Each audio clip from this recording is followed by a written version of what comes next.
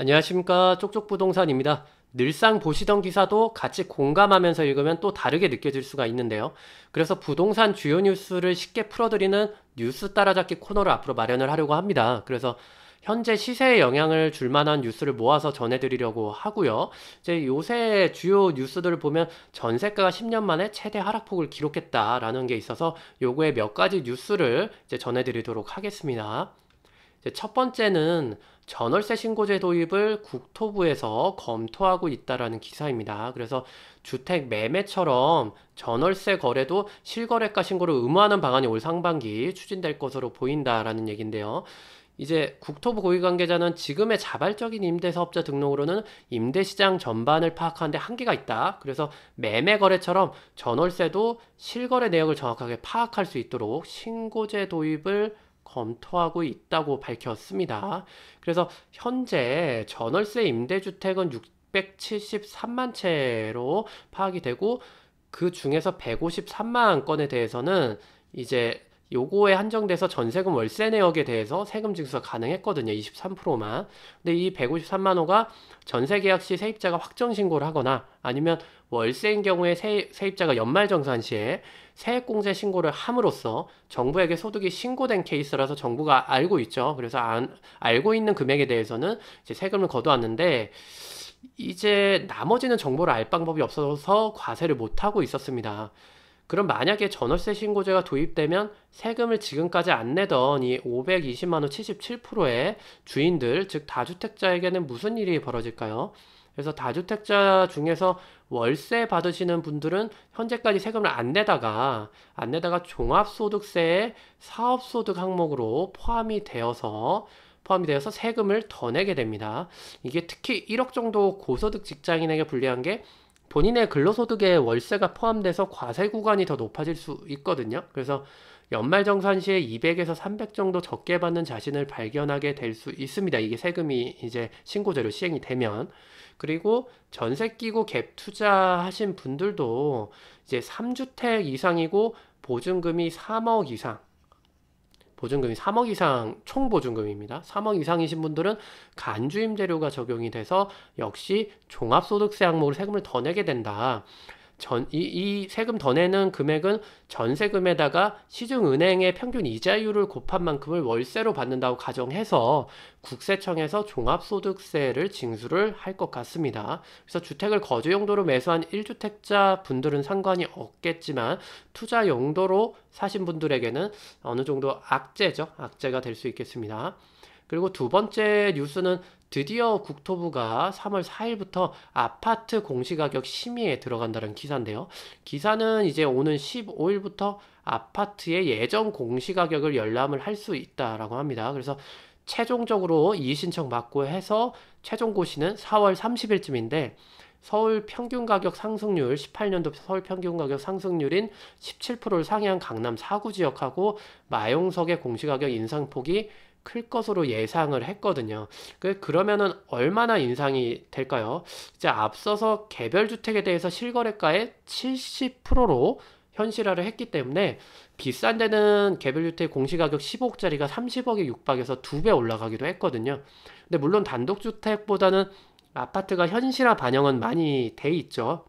그래도 예를 들어 본다면은 음마 76제곱미터 같은 경우에는 작년 실거래가가 평균이 이제 16억, 17억 정도 금방 했었다. 근데 2018년에 공시가격이 9억이었고 공시가격을 이제 실거래가의 70% 수준으로 올린다라고 봤을 때 2019년은 10억 이상, 10억에서 11억 수준으로 돼서 1억 정도가 올라갈 것으로 예상이 되고요. 잠실 엘스 84 제곱미터 같은 경우에도 작년 실거래가가 평균이 이제 17억 수준이었거든요. 그래서 이거를 감안을 한다면 2018년에 이제 공시 가격이 9.5억이던 게 11억에서 12억 수준으로 2억에서 3억 가까이 오를 것으로 예상이 됩니다. 이게 조금 무서운 게 옛날엔 공시가격이 9억 이하라서 1주택자분들은 보유세인 종부세 안 내셨고요. 그리고 주택 팔 때 양도소득세 안 냈었거든요. 근데 이제 9억 이상 고가 1주택자는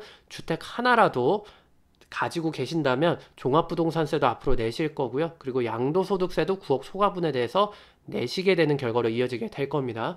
근데 물론 이제 구더기 무서서 장 못 담근다고 이거 뭐 9억 이상 초과하면 얼마나 되느냐? 1, 2억 공시가격이 올라봤자 그 정도 세금은 나는 버틸 수 있다. 별로 나한테 많은 금액이 아니다 라고 하실 수 있지만 이것도 역시 대출을 풀로 끌어서 이것저것 사놓으신 분들한테는 한 세네 채 사놓으신 분들은 공시가격이 자기 자산의 10억만큼 오를 수 있거든요.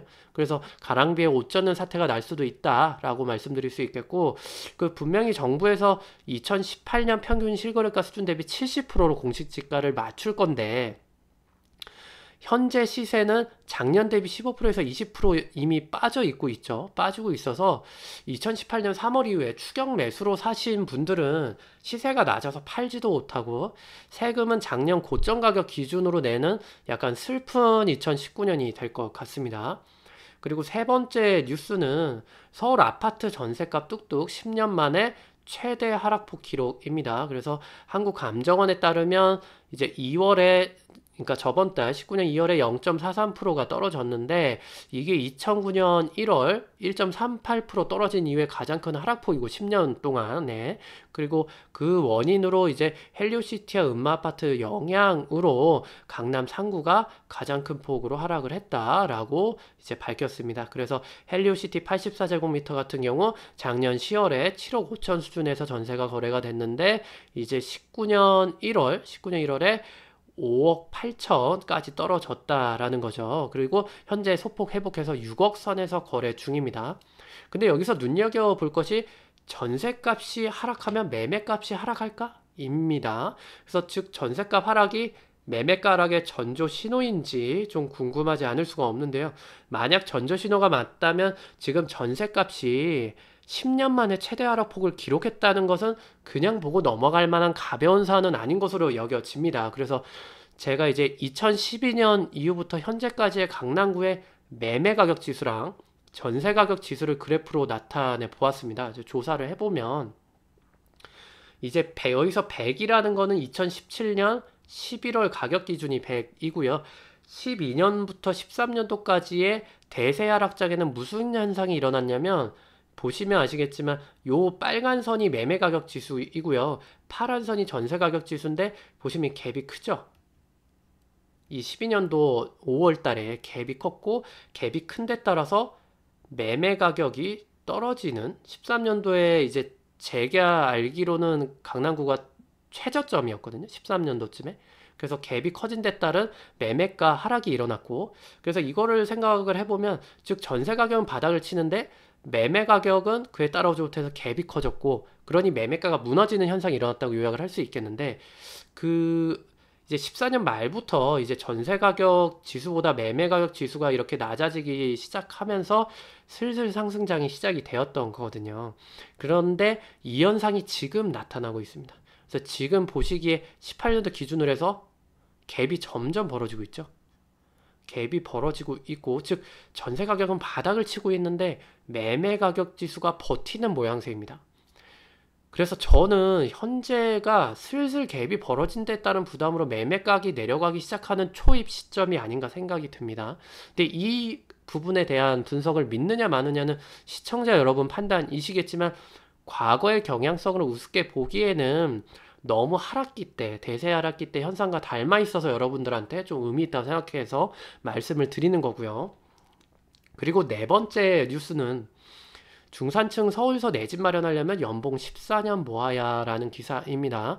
그래서 지난해 12월 기준으로 서울의 연소득 대비 주택가격 비율, 즉 PIR이죠. 이게 14.3배를 기록을 했는데 2018년 4분기 PIR은 14.2배로 2008년 조사를 시작한 후 처음으로 분기 기준으로 분기 내내 14배를 넘었다라고 합니다. 이거 우리나라 소득 3분위, 즉 중산층이 한 푼도 안 쓸 때 14년이거든요.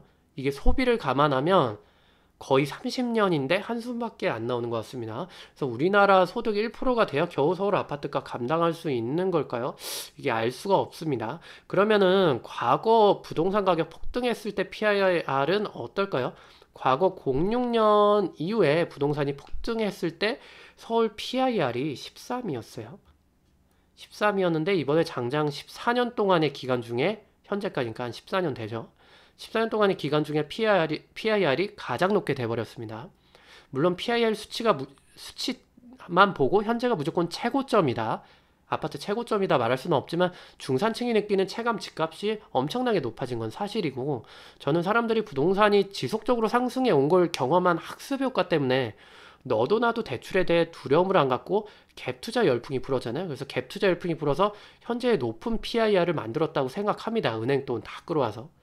근데 아마 06년도 때는 부동산 관련 정보가 이렇게 인터넷이나 뭐 이런 스마트폰 통해서 활성화되어 있지도 않았을 테고, 갭 투자 결정을 내리는데 망설이던 사람들이 많았을 것 같은데, 현재는 이제 유명한 부동산 카페 숫자만 봐도 60만 명이 넘죠. 그래서 모든 사람들이 부동산 투자에 고민하고 항상 시장을 엿보고 있거든요.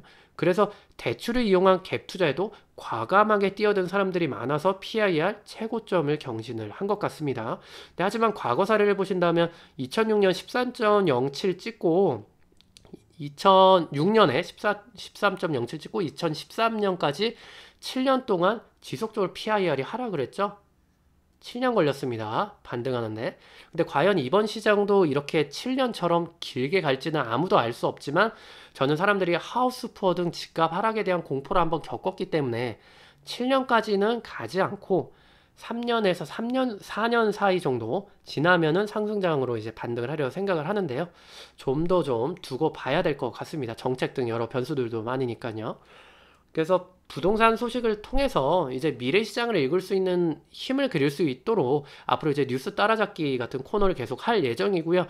여러분들도 그냥 이제 혼자서 기사 읽으시는 것보다는 저희와 이제 함께 읽으시면서 이러한 관점과 시각도 있었구나, 이런 데이터로 이렇게 볼 수도 있겠구나, 이런 정보들을 얻어 가시면서 좀 더 유익한 시간 되시기를 바라겠습니다. 네, 이상 방송을 마치겠고요. 쪽쪽 부동산이었습니다. 구독과 좋아요 부탁드립니다. 감사합니다.